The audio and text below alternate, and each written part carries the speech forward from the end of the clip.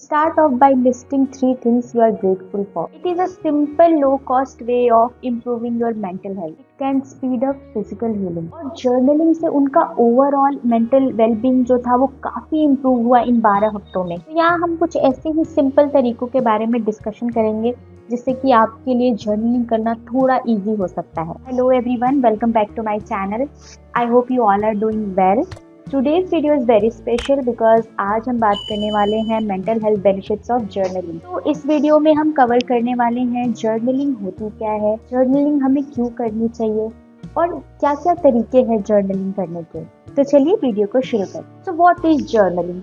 Journaling is an act of keeping a record of your personal thoughts, feelings, insights and more. It can be on paper or your phone or your personal computer. It is a simple low cost way of improving your mental health. Journaling start करना इतना easy नहीं होता है। रोज रोज अपने thoughts, अपने feelings के बारे में लिखना यह एक काम की तरह हो सकता है, इसीलिए बहुत सारे लोगों को यह पसंद नहीं आता है। लेकिन डेली जर्नलिंग किए बिना भी आप इसके पॉजिटिव इम्पैक्ट को महसूस कर सकते हैं। Benefits of journaling: whether you are dealing with stress from school, burnout from work, and illness or anxiety, journaling can help you in many ways. It can reduces your anxiety. अगर आप अपने thoughts और feelings को daily लिखते हैं तो यह direct आपके मेंटल डिस्ट्रेस को कम करता है। In a study researchers found that कि वो लोग जो वेरियस मेडिकल कंडीशंस और एंजाइटी से जूझ रहे थे, उन्होंने हफ्ते के 3 दिन अपनी फीलिंग्स और थॉट्स को ऑनलाइन लिखा और ऐसा उन्होंने 12 हफ्तों तक लगातार किया। 4 हफ्ते बाद ही उनके जो एंजाइटी और डिप्रेशन के सिम्टम्स थे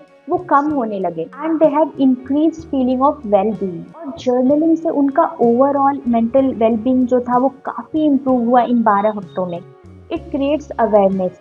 डिफिकल्ट सिचुएशंस में जो भी आपके थॉट्स हैं या आपके फीलिंग्स है, जब आप उसको लिखते हैं तो इससे आप उस सिचुएशंस को तो समझते हैं, साथ ही साथ अपने थॉट्स और फीलिंग्स को भी बेटर तरीके से समझते हैं।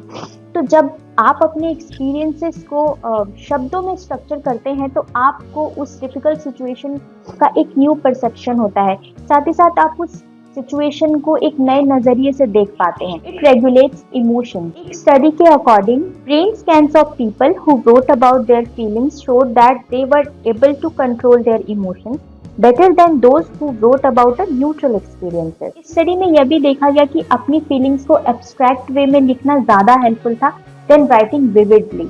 Encourages opening up. किसी भी स्ट्रेसफुल इवेंट के बारे में प्राइवेटली लिखना कुछ लोगों को सोशल सपोर्ट के लिए मोटिवेट कर सकता है।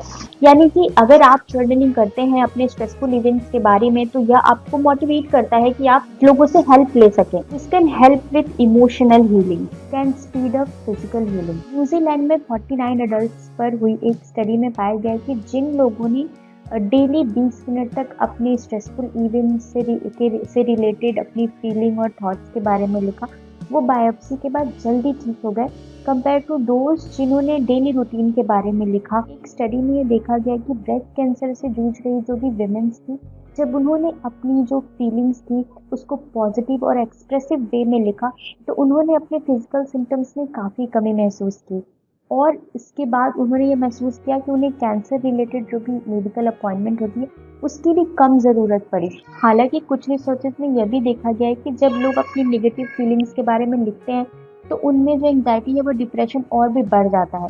तो अगर आपके साथ ऐसा होता है तो आप इसे लिखना अवॉइड करें। बेहतर है आप किसी प्रोफेशनल से हेल्प लें कि आप और क्या दूसरे अल्टरनेटिव मेथड्स जो है वो यूज़ कर सकते हैं अपने इमोशंस और जो भी फीलिंग्स है उनको कंट्रोल करने के लिए। How to start journaling?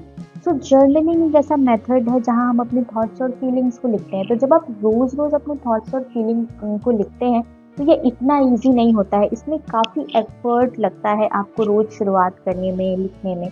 तो यहाँ हम कुछ ऐसे ही सिंपल तरीकों के बारे में डिस्कशन करेंगे जिससे कि आपके लिए जर्नलिंग करना थोड़ा ईजी हो सकता है। Right on paper. सबसे पहले आप पेपर पर लिखने की कोशिश करें। जब आप पेन और पेपर यूज़ करते हैं अपनी फीलिंग्स को लिखने में तो आप अपने फीलिंग्स और थॉट्स को बेहतर तरीके से समझ सकते हैं और साथ ही साथ इन्हें प्रोसेस भी कर सकते हैं। इसके अलावा पेपर पर ड्राइंग करना भी आसान है, लेकिन जो आपके लिए कंफर्टेबल और कन्वीनियंट हो आप वही ट्राई करें। Make it a habit. दिन का वह टाइम चुनें जो आपके लिए सबसे अच्छा होता है, यानी सुबह उठने के बाद या आपका सबसे पहला काम या फिर रात को सोने से पहले या आखिरी काम हो सकता है। कीप इट सिंपल, यानी स्टार्टिंग में आप इसे बहुत सिंपल रखें। Journal for few minute and set a timer. Do what feels right. There is no hard and fast rule on what you should write, okay? It's your space to create whatever you want to express your feeling. Spelling और sentence structure या दूसरे लोग क्या सोचेंगे, इसकी बिल्कुल चिंता ना करें। कुछ लोग तभी जर्नलिंग करते हैं जब उनकी कोई थॉट्स या फीलिंग उन्हें परेशान कर रही हो, but you should do what feels right for you. Right on anything. आप में से बहुत सारे लोग ऐसे होंगे जिन्हें एक डिजाइनर डायरी या फिर ब्यूटीफुल डायरी जो है वो मोटिवेट कर सकती है जर्नलिंग करने के लिए। लेकिन जरूरी नहीं है कि आप हमेशा डिजाइनर डायरी चुने, क्योंकि हर किसी को पसंद नहीं होती है। तो आप एक जर्नल बुक बना सकते हैं, आप कुछ रैंडम पेजेस ले सकते हैं, या आपका फोन भी हो सकता है जिसमें आप अपनी फीलिंग्स और थॉट के बारे में लिख सकते हैं। Get creative. अगर आपको लिखना डिफिकल्ट लगता है तो आप वॉइस मेमो भी ट्राई कर सकते हैं जर्नलिंग के। हो सकता है आप ये समझ ना पाए कि जर्नलिंग कहाँ से शुरू करें, स्पेशली अगर आपको लिखना पसंद नहीं है तो ये आपके लिए और भी डिफिकल्ट हो सकता है। लेकिन जर्नलिंग जो है वो सिर्फ एक वाक्य में लिखने तक ही सीमित नहीं है। Different formats like write list, make a poetry, compose a song, write a letter, draw some art और बुलेट जर्नलिंग। आप ऑनलाइन जर्नलिंग प्रॉम्प्ट्स भी सर्च कर सकते हैं, क्योंकि ये आपको इंस्पायर कर सकता है। Try expressive writing. Writing about an event that was emotional and stressful for you may be more beneficial to your mental health than just diary write. Start gratitude journaling. Giving thanks is good for your mental health. Start off by listing 3 things you are grateful for. ये छोटी छोटी चीजें हो सकती हैं। Walk in the park, a delicious cup of coffee or a good weather. You can make a list or write a full sentence. अगर आप इसे डिटेल में लिखते हैं तो आपके दिन का जो भी पॉजिटिव मोमेंट था वो आपको फिर से एक्सपीरियंस करने के लिए भी हेल्प कर सकता है। How did the sunshine feels on your face? How feelings did smell of coffee bring? If you found this video helpful, make sure to like, share and subscribe to spread awareness. Thank you.